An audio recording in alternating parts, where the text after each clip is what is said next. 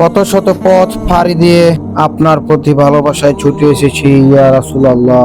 আমি ধন্য হয়েছি আপনার দিদার পেয়ে ইয়া রাসূলুল্লাহ। আমি ধন্য হয়েছি আপনার উম্মত হয়ে ইয়া রাসূলুল্লাহ। আপনার সাথে আমার 1400 বছরও বেশি ব্যবধান ইয়া রাসূলুল্লাহ। তবুও আপনার প্রতি কেন এত টান, কেন এত ভালোবাসা আপনার প্রতি ইয়া রাসূলুল্লাহ? আপনার নির্দেশিত আল্লাহর দিন অন্তরে ধারণ করতে পারছে কিনা জানি না ইয়া রাসূলুল্লাহ। আপনার জীবদ্দশায় আপনাকে যারা দেখতে পেয়েছে তাদের চাইতে সৌভাগ্য আর কেউ নেই ইয়া রাসূলুল্লাহ।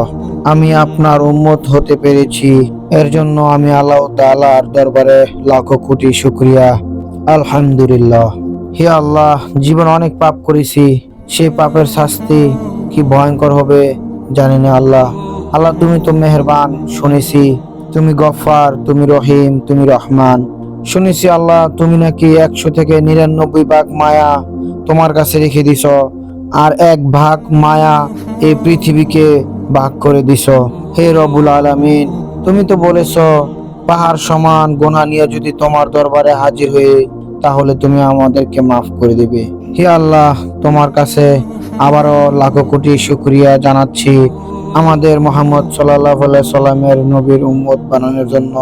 তোমার কাছে লাখো কোটি শুকরিয়া। ইয়া রাসূলুল্লাহ, আপনি আমার সালাম গ্রহণ করুন। আসসালাতু আসসালামু আলাইকা ইয়া রাসূলুল্লাহ।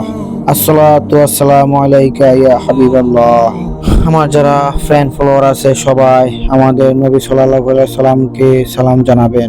নবীজির রওজার মোবারক দেখে আমার 2 চোখ দিয়ে ঝরঝর করে পানি পড়তেছিল।